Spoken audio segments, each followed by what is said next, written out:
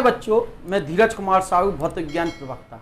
बच्चों, प्रकाश के व्यतिकरण के बारे में जानेंगे। इससे पहले वाले भाग में हमने व्यतिकरण के लिए यह बताया कि तरंग की तीव्रता उसके अलग अलग आयामों पर निर्भर करती थी, कलांतर पर निर्भर करती थी। अब बात करते हैं प्रकाश तरंगों का व्यतिकरण, यानी अगली हेडिंग है प्रकाश का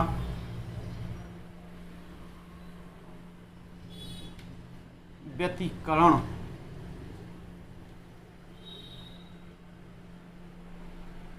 इंटरफेरेंस ऑफ लाइट। प्रकाश के व्यतिकरण से आप क्या समझते हैं? जब किसी माध्यम में, पीछे हमने तरंग का व्यतिकरण जाना था, उसके लिए समीकरण बनाया था। तरंग ध्वनि तरंग भी हो सकती थी, प्रकाश तरंग भी हो सकती थी। अब हम जानेंगे प्रकाश तरंगों का व्यतिकरण। तो प्रकाश तरंगों के व्यतिकरण की बात करें, जब किसी माध्यम में समान आयाम की, लगभग समान आयाम की और समान आवृत्ति तरंगें एक ही माध्यम में एक ही दिशा में संचित होती हैं, तो उनके अध्यारोपण से एक नई तरंग क्या होती है, प्राप्त होती है, जिसकी कुछ स्थानों पर तीव्रताओं का योग बार बार बदलता है या घटता है। तीव्रता कहीं अधिकतम, कहीं तीव्रता न्यूनतम होती है। इस घटना को प्रकाश तरंगों का व्यतिकरण कहते हैं। एक बार फिर से रिपीट करें, जब किसी माध्यम में दो लगभग समान आवृत्ति तथा समान आयाम, जब किसी माध्यम में एक ही दिशा में दो समान आवृत्ति की तरंगें जिनका आयाम भी लगभग क्या हो, समान हो, संचित होती हैं, तो उनके अध्यारोपण से माध्यम में एक नई तरंग क्या होती है, प्रकाश तरंग प्राप्त होती है, जिसकी कुछ स्थानों पर तीव्रता अधिकतम, कुछ स्थानों पर तीव्रता न्यूनतम होती है। इस घटना को प्रकाश का व्यतिकरण कहते हैं। प्रकाश के व्यतिकरण की बात हुई, जैसे ध्वनि का तरंग का व्यतिकरण हुआ था, वैसे ही प्रकाश का व्यतिकरण हुआ, वही परिभाषा हुई, बस प्रकाश वर्ड प्रयोग हुआ। यहाँ पर प्रकाश के व्यतिकरण के लिए शर्तें होंगी, तो इसके लिए शर्तें क्या होंगी इन्हें जानें। सबसे पहली चीज कि प्रकाश तरंगें कला संबद्ध होनी चाहिए। जो दो तरंगें जा रही हैं वो कैसी होनी चाहिए? नंबर पहली शर्त, कला संबद्ध होनी चाहिए। कला संबद्ध मीन्स फेस डिफरेंस जो है वो स्थिर रहना चाहिए, यानी कलांतर स्थिर रहना चाहिए, या दोनों तरंगों का कलांतर कैसा रहना चाहिए? स्थिर रहना चाहिए। पहली बात, पहली शर्त कि दोनों प्रकाश स्रोत कला संबद्ध होना चाहिए, या उनके बीच कलांतर का मान क्या होना चाहिए? स्थिर होनी चाहिए। दूसरी बात, दोनों तरंगों की आवृत्तियां बराबर व तरंगदैर्घ्य बराबर होनी चाहिए। तरंगों की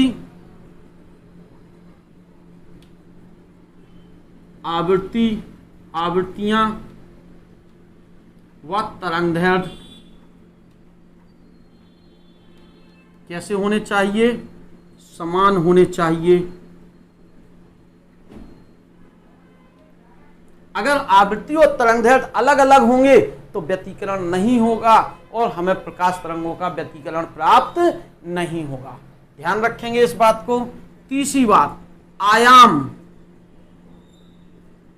लगभग समान होना चाहिए। दोनों तरंगों का जो आयाम है वो लगभग क्या होना चाहिए? समान होना चाहिए। कलांतर कैसा रहना चाहिए? दोनों तरंगों की कलांतर समान मीन्स स्थिर रहना चाहिए। आवृत्ति तरंगदैर्घ्य क्या होनी चाहिए? समान होनी चाहिए। आयाम लगभग समान होना चाहिए। दूसरी बात, दो तरंगे हैं प्रकाश, तो दो प्रकाश स्रोत होंगे, यानी प्रकाश स्रोतों के बीच की दूरी, दोनों प्रकाश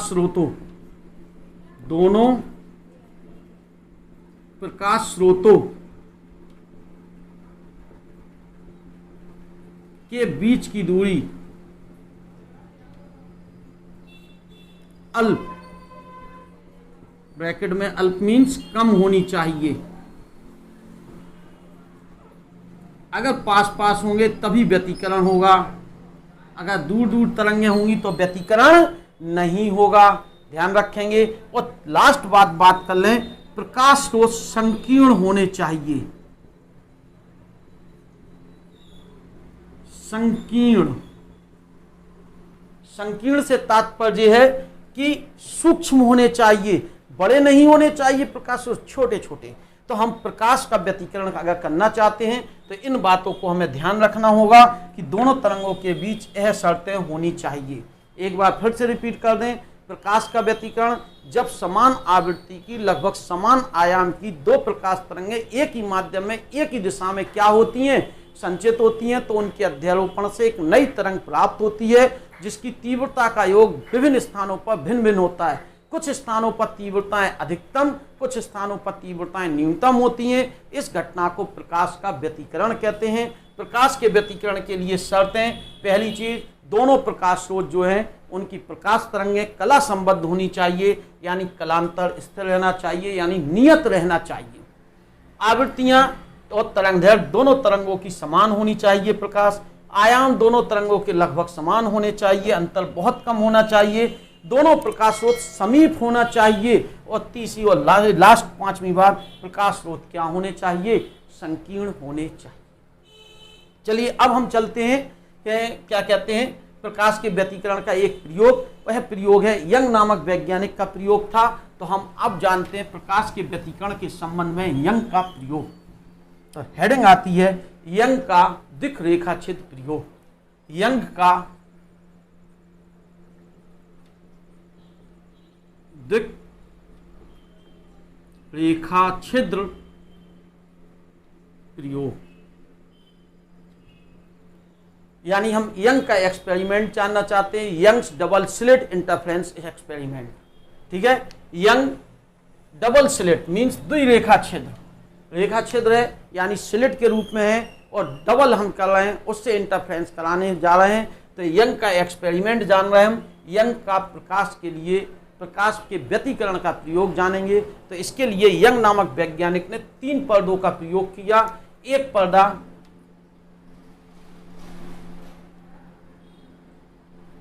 यह ले रहे हैं, दूसरा पर्दा कुछ दूरी पर लिया और तीसरा पर्दा उससे ज्यादा कुछ दूरी पर लिया। ठीक है, ध्यान रखेंगे। इनको बनाने के लिए, चित्र को समझने के लिए हमने 3 पर्दे लिए। इन पर्दों के नाम P, Q, R रख दिए। ठीक है, पहले पर्दे P पर एक रेखा छिद्र है S, जिस पर कोई प्रकाश स्रोत से जाने वाला प्रकाश आपतित होता है। ऐसे जैसे ही ये प्रकाश इस पर आपतित होगा तो यह एक प्रकाश स्रोत की भांति क्या करेगा, काल करेगा। इस पर्दे P के आगे जो Q पर्दा है, उस Q पर्दे में 2 रेखा छिद्र लिए।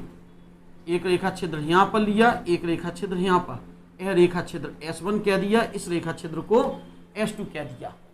इससे जाने वाला प्रकाश इस पर गिरेगा तो यह 2 प्रकाश स्रोत की भांति काल करेगा, जिससे कितनी प्रकाश तरंगें चलेंगी, 2 प्रकाश तरंगें चलेंगी। जब 2 तरंगें चलेंगी, उनके एक साथ गिरने के कारण इनके बीच कलांतर स्थिर रहेगा। यह दोनों तरंगें अध्यारोपित होंगी और बीच में अध्यारोपण से कहीं तीव्रता अधिकतम होगी, कहीं तीव्रता न्यूनतम होगी, जिससे आर पर्दे पर व्यतिकरण प्रतिरूप यानी काली सफेद पट्टियां एकांतर क्रम में हमें क्या होंगी, प्राप्त हुई। इस प्रयोग को यंग का दिक् रेखा छिद्र प्रयोग कहते हैं। यंग नामक वैज्ञानिक ने एक प्रयोग किया। इस प्रयोग में इन्होंने एक पर्दा PQR, 3 पर्दे PQR लिए। P पर्दे पर एक रेखा छिद्र S लिया। इस रेखा छिद्र पर जैसे ही प्रकाश गिरा, यह प्रकाश स्रोत की भांति क्या करेगा, काल करेगा। इससे दूसरे Q पर्दे पर 2 रेखा छिद्र S1 व S2 लिए, जो S से समान दूरी पर हैं, जिससे S से चलने वाली प्रकाश तरंग S1 व S2 पर समान कला में पहुंचेंगी। जब समान कला में पहुंचेंगी तो S1 व S2 से 2 नए प्रकाश स्रोत की भांति काल करेगा। 2 तरंगें निकलेंगी, जिनके अध्यारोपण से पर्दे R पर व्यतिकरण प्रतिरूप यानी काली सफेद पट्टियां एकांतर क्रम में प्राप्त होंगी। इस प्रयोग को यंग का प्रयोग कहते हैं। हमें इस प्रयोग की व्याख्या करनी है, तो हम व्याख्या करने जा रहे हैं तरंग सिद्धांत द्वारा।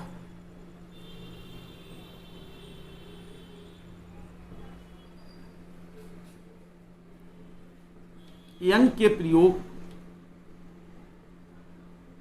की व्याख्या।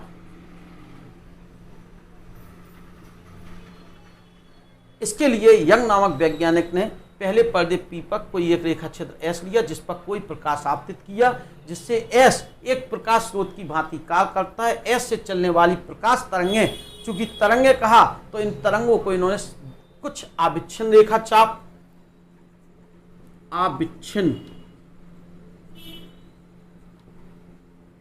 रेखा चाप, आविच्छिन्न means continuous line arc, means continuous, बिल्कुल इस तरह की कंटिन्यूअस आविच्छिन्न रेखा चाप का प्रयोग किया, और विच्छिन्न रेखा चाप, डॉटेड विच्छिन्न रेखा चाप का प्रयोग किया इस तरह से। इसके लिए इन्होंने इन्हें व्यक्त किया सुरंग को, इससे आविच्छिन्न से व्यक्त किया गर्भ। इन्होंने क्या किया, फिर से रिपीट करें, पहले एस पर एक प्रकाश स्रोत से प्रकाश डाला जिससे एस एक प्रकाश स्रोत की भांति कार्य करेगा, जिससे निकलने वाली तरंग में आविच्छिन्न रेखा चाप है और विच्छिन्न रेखा चाप है। क्यों, हम जानते हैं तरंग में सुरंग और गर्त होते हैं। उस समय सुरंग और गर्त वाली बात कही तो इन्होंने कहा कि सुरंग उत्पन्न हुए, फिर गर्त उत्पन्न हुआ, फिर सुरंग उत्पन्न हुआ, फिर गर्त उत्पन्न हुआ। इस प्रकार से सुरंग गर्त आगे को क्रमागत रूप से चले गए। यह एस से चलने वाला प्रकाश स्रोत S1 व S2 पर एक समान रूप से पहुंचता है, समान कला में पहुंचता है। तो इधर से भी जब सुरंग निकलेगा तो यहाँ भी सुरंग होगा, जब यहाँ गर्त निकलेगा तो यहाँ भी गर्त होगा। इस प्रकार से यहाँ पर जब सुरंग होगा तब यहाँ सुरंग होगा, जब यहाँ गर्त होगा तो यहाँ, दोनों समान कला में है। यानी इससे निकलने वाला अगर गर्त है तो इससे भी निकलने वाला गर्त ही होगा। सुरंग गर्त समझ रहे हैं ना। हम कहने का तात्पर्य इस तरह से, इन्हें हम सुरंग बोलते हैं और इन्हें हम क्या बोलते हैं, गर्त बोलते हैं। मीन्स उभार और नीचे को जाना, इनको सुरंग गर्त हमने कहा। ठीक, S1 व S2 से सुरंग गर्त निकलेंगे। अब देखो इस चित्र को बनाते समय ध्यान रखें, अपनी बोर्ड की कॉपी पर बनाए। जो कोई प्रैक्टिकल के बीच की बात नहीं, एक व्यवहारिक रूप से कह रहे हैं। इनके बीच की दूरी 3 सेंटीमीटर आप रख लेना, चित्र बहुत अच्छा बनेगा। अगर आपने 3 सेंटीमीटर नहीं रखा तो चित्र हो सकता है आपको बनाने में बड़ी दिक्कत हो। 3 सेंटीमीटर होने से यह चित्र बड़ा अच्छा सा बनेगा और बड़े आराम से इस चित्र को आप रिप्रेजेंट कर सकते हैं, व्याख्या कर सकते हैं, एक्सप्लेन कर सकते हैं। चले हम पहले चित्र बनाते हैं। 3 सेंटीमीटर लिया, पहले सुरंग निकला इससे, ठीक है, इससे भी सुरंग निकलेगा, इससे अब क्या निकलेगा, गर्त। अब क्या निकला इससे, गर्त। गर्त कहाँ आएगा, इस जगह पर, ठीक है। इससे भी गर्त निकलेगा तो गर्त मीन्स अविच्छिन्न चाप। अब क्या आएगा, विच्छिन्न चाप। यहाँ प्रकार रखेंगे, आप विच्छिन्न चाप निकालेंगे, मीन्स, ठीक है। थोड़ा बहुत हो सकता है हमारे बनाने में, और इधर से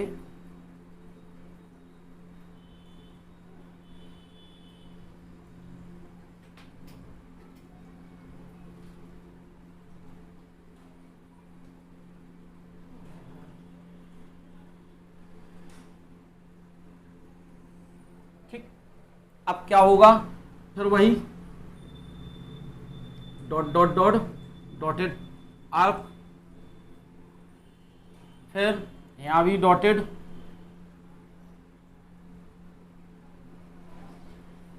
इस तरह से, फिर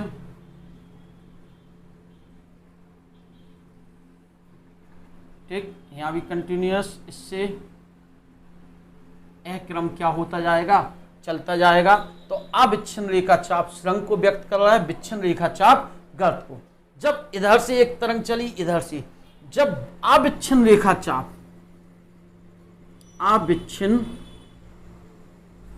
रेखा चाप, अविच्छिन्न रेखा चाप को काटेगा,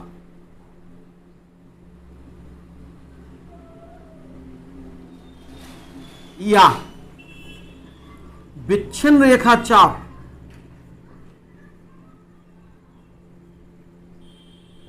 विच्छिन्न रेखा चाप को काटेगा,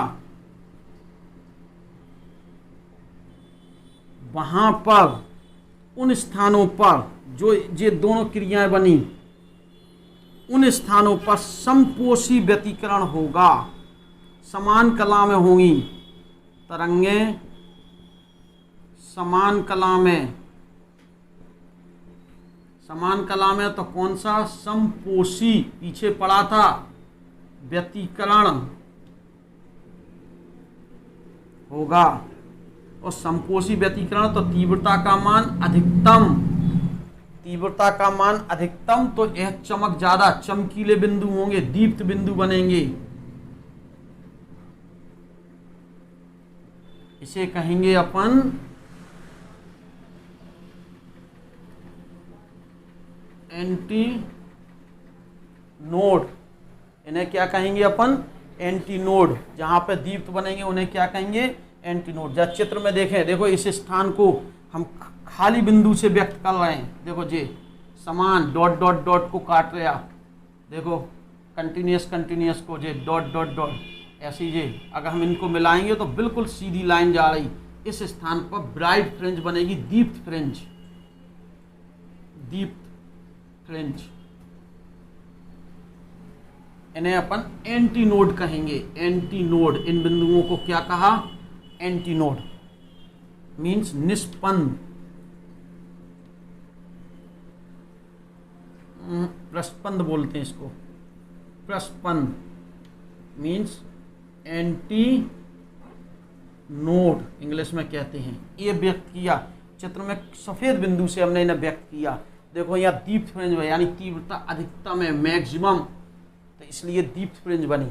अब देखो ऐसे ही और देखें, इस स्थान पर, इस स्थान पर, इस स्थान पर देखो क्या आविच्छिन्न रेखा आविच्छिन्न को काट रही, विच्छिन्न विच्छिन्न को, आविच्छिन्न आविच्छिन्न को। तो इस स्थान पर भी हमें ये लाइन मिलाओगे, इस रेखा को प्रस्पंद रेखा कहते हैं। कौन सी रेखा कहते हैं? प्रस्पंद रेखा। ठीक है, और इससे कौन सी फ्रिंज बनेगी? दीप्त फ्रिंज। कौन सी फ्रिंज बन गई? दीप्त फ्रिंज। और देखें जरा ऐसे ही, जे खाली बिंदु, जे ये इनको मिलाओगे तो जी यह ब्राइट फ्रिंज बनी सभी जगह। कौन सी फ्रिंज बन गई? ये ब्राइट माने दीप्त फ्रिंजें। यह दीप्त है, यह भी दीप्त है। ठीक है, अगर हम बात करें यहाँ पर फ्रिंज बनाएंगे तो दीप्त। जरा थोड़ा सा और आगे बढ़ते हैं हम, इसको जगह हम इसी हेडिंग को हटा ले रहे हैं जिससे हम आगे समझा सकें। ठीक, आगे बढ़ते हैं। अब देखो कुछ स्थान ऐसे हैं जहां पे आविच्छिन्न रेखा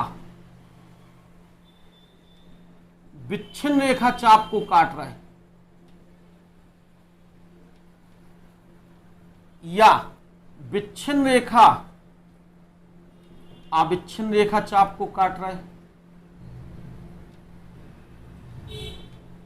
यानी तरंगे विपरीत कला में ऐसे स्थानों पर कौन सा व्यतिकरण होगा? तरंगे विपरीत कला में होंगी। तरंगे कैसी कला में? विपरीत कला में। जब विपरीत कला में तो कौन सा व्यतिकरण? विनाशी व्यतिकरण। विनाशी व्यतिकरण यानी तीव्रता क्या हो गई? न्यूनतम। तीव्रता क्या हो गई? न्यूनतम। चित्र में इन्हें काले बिंदु से हम व्यक्त कर रहे हैं। कौन से? काले। इन बिंदुओं को निष्पन्द बिंदु कहते हैं, नोड बोलते हैं इंग्लिश में, निष्पन्द। और इन बिंदुओं को मिलाने वाली रेखा कौन सी रेखा कहलाएगी? निष्पन्द रेखा कहलाएगी। और इससे कौन सी? अदीप्त फ्रिंज बनेगी। कौन सी फ्रिंज बनेगी? अब देखो चित्र में देखें, ये देखो अदीप्त, काला बिंदु, काला बिंदु, काला बिंदु, काला बिंदु, एक सीध में जा रहा है सब। देखो चित्र, ये निष्पन्न, निष्पन्न, ये प्रस्पन्न था, प्रस्पन्न था, प्रस्पन्न था, प्रस्पन्न, बहुत घना हो जाएगा निष्पन्न। इसको हम कहेंगे अदीप्त रेखा। यानी ये कौन सी? डार्क, अदीप्त फ्रिंज बन गई। ऐसे ही और देखें, इस स्थान पे काला बिंदु, यहाँ पे निष्पन्न, निष्पन्न, निष्पन्न, मिला दो, देखो डार्क। एक क्रमागत रूप से, एक ब्राइट, केंद्र पे हमेशा ब्राइट, केंद्र पर हमेशा ब्राइट, फिर डार्क। यानी इसी तरीके से हमें क्रम से फ्रिंज क्या हो रही? प्राप्त। केंद्र पे हमें काली मिल गई, काली पट्टी, फिर चमकीली, पहले चमकीली पट्टी केंद्र पर, केंद्र पर चमकीली, ओ है इस बिंदु को, ठीक है, चमकीली, फिर काली पट्टी, फिर चमकीली पट्टी, फिर काली पट्टी। इन पट्टियों को ही फ्रिंज कहा जाता है। ऐसे ही नीचे जा रहा है, काली, चमकीली, काली, इसे हम बोलते हैं व्यतिकरण प्रतिरूप, मीन्स निगेटिव ऑफ इंटरफ्रेंस। बात आई क्लियर? फिर से सुन लें, बजाय एक बार क्रम से सुना दें से बहुत आराम से। यंग नामक वैज्ञानिक ने प्रकाश के व्यतिकरण को समझाने के लिए प्रयोग किया। इस प्रयोग में 3 पर्दे पी क्यू आर लिए। पी पर्दे पर रेखा क्षेत्र एस लिया, जिस पर कोई प्रकाश स्रोत डाला तो यह प्रकाश स्रोत की भांति कार्य करेगा। एस से क्यू पर्दे पर 2 रेखा क्षेत्र S1 S2 लिए, जो एस से समान दूरी पर थे, जिससे एस से चलने वाली प्रकाश किरण S1 व S2 पर कैसी कला में पहुंची? समान कला में पहुंची। जब समान कला में पहुंची तो इससे 2 प्रकाश स्रोत ने 2 तरंगें निकली, जिनके अध्यारोपण से हमें पर्दे आर पर व्यतिकरण प्रतिरूप प्राप्त हुआ। अब इसकी व्याख्या के लिए माना कि एस से चलने वाली प्रकाश तरंग में संपीड़न और सुरंग व गर्त हैं। इन सुरंगों को व्यक्त करने के लिए आविच्छिन्न रेखा चाप और गर्त को व्यक्त करने के लिए विच्छिन्न रेखा चाप का प्रयोग किया गया। यानी यह सुरंग को व्यक्त कर लिया, गर्त, फिर सुरंग, फिर गर्त, ऐसे ही चलती है ना तरंग, सुरंग गर्त, सुरंग गर्त, सुरंग गर्त, ठीक है ना। एस से चलने वाली प्रकाश की किरणें S1 व S2 पर पहुंची, तो यहाँ पर हमने 1-1 सेंटीमीटर की चाप लगाते गए, फिर एक का लगा लिया, फिर एक का, मतलब चित्र बनाने के लिए।